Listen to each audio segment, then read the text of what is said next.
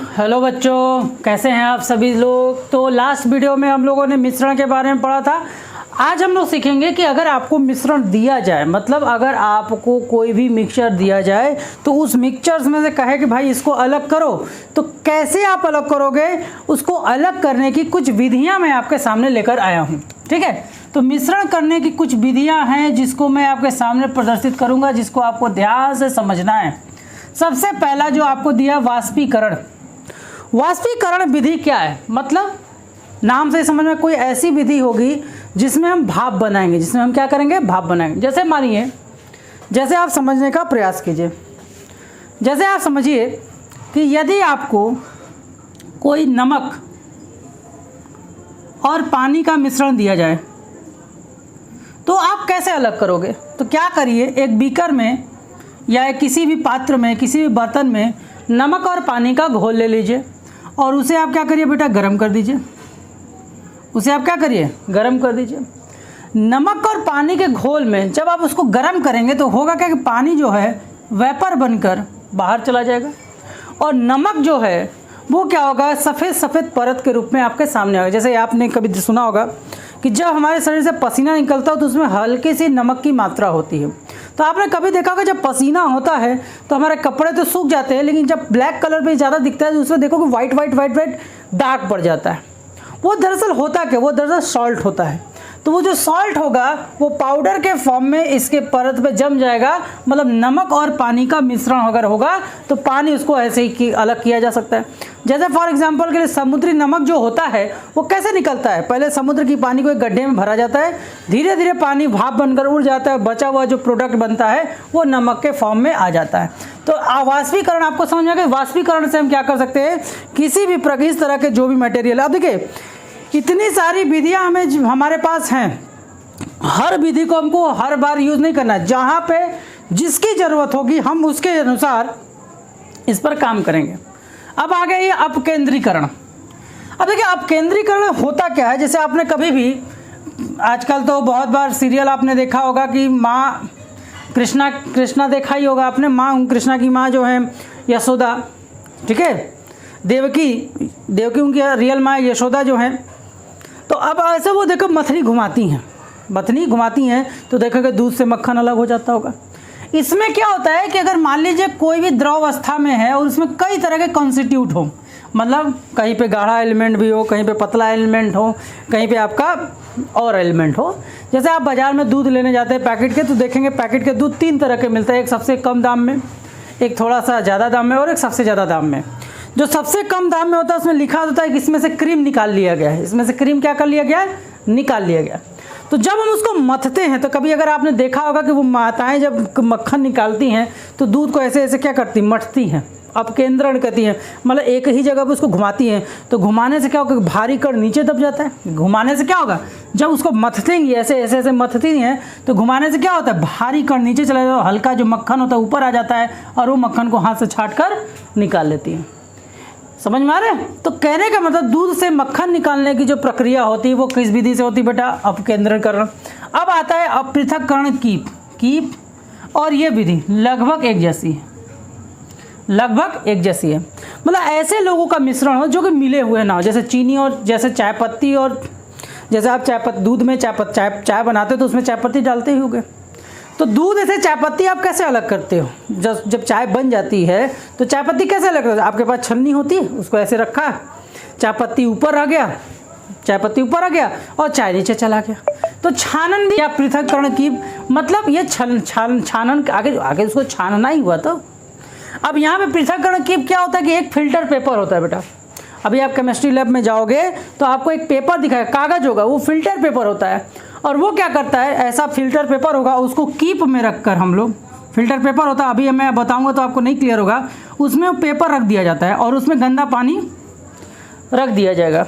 और जब उसमें गंदा पानी रख दिया जाएगा तो गंदा पानी रखने का धीरे धीरे क्या हो जाएगा कि मट्टी ऊपर आ जाएगा और पूरा का पूरा पानी जो है साफ पानी नीचे आ जाता है। ठीक है, अब आता है ऊर्ध्वपातन विधि। अब देखो ऊर्ध्वपातन क्या होता है। ऊर्ध्वपातन एक ऐसी अभिक्रिया है, आपने नाम सुना होगा पहले चैप्टर में।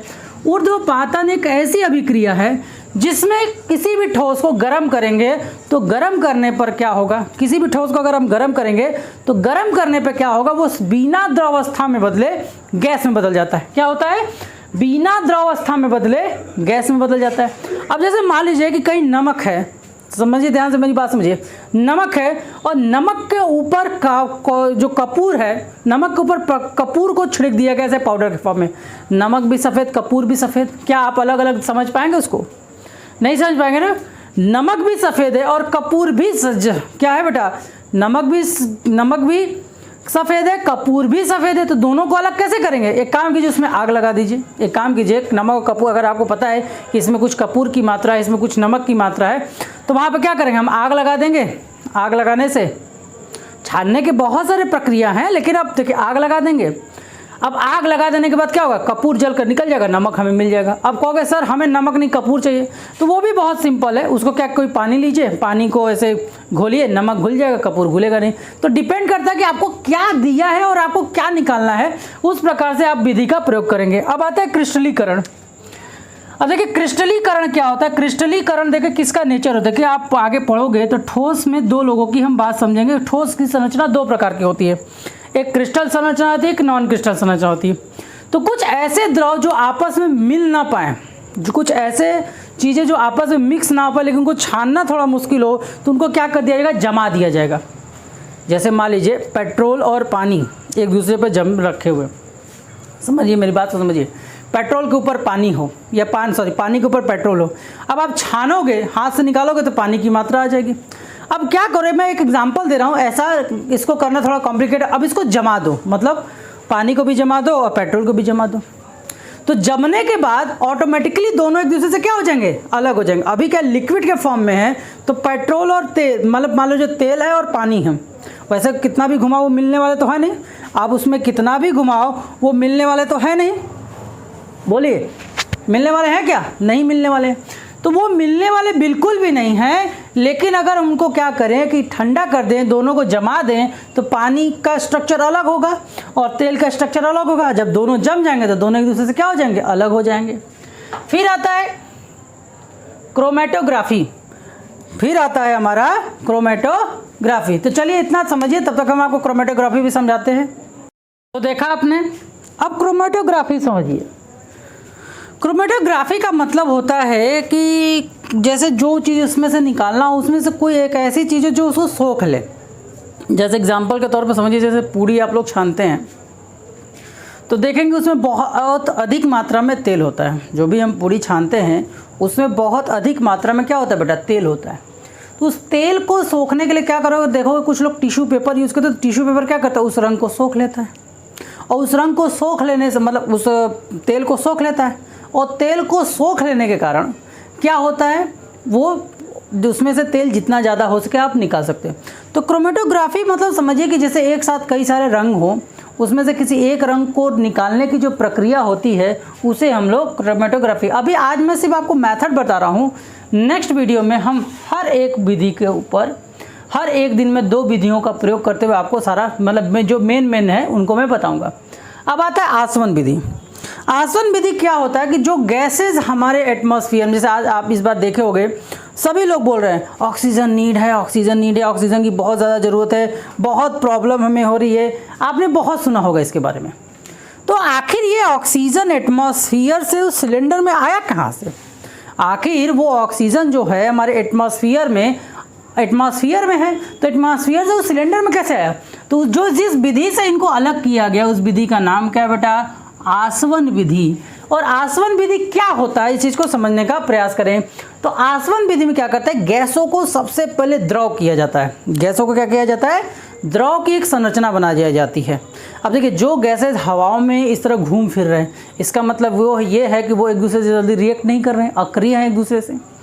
जैसे मान लीजिए कि आपका नाइट्रोजन है, मान लीजिए आपका नाइट्रोजन है, फिर ऑक्सीजन है, फिर आपका कार्बन डाइऑक्साइड है।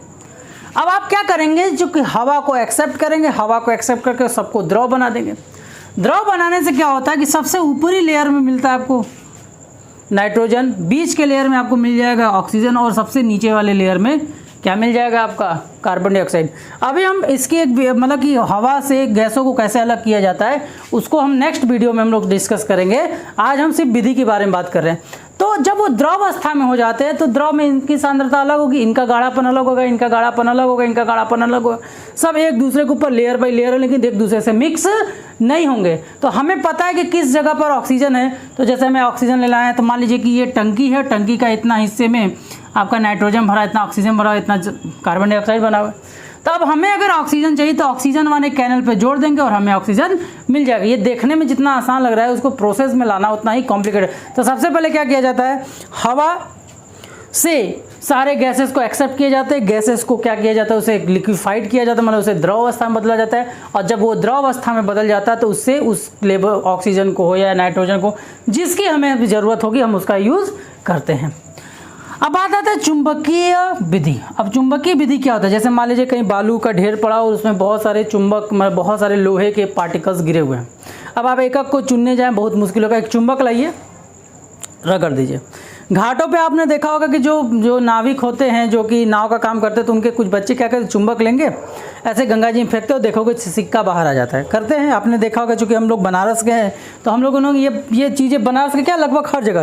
दरअसल क्या होता है कि धार्मिक विधि के कारण हम लोग क्या करते हैं, गंगा जी में जाते तो एक सिक्का चढ़ाते हैं और वो चुंबक फेंकते हैं और चुंबक में वो सिक्का चपक कर चला जाए। ठीक उसी तरह अगर मान लीजिए कहीं पे ऐसा मिश्रण है जहाँ पे लोहा या तो शुद्धि हो, मतलब लोहा निकालना हो हमें, या लोहा हमारे लिए वेस्ट हो, दोनों बात हो सकती है। मतलब हमें इस चुंबकीय विधि में हम सिर्फ और सिर्फ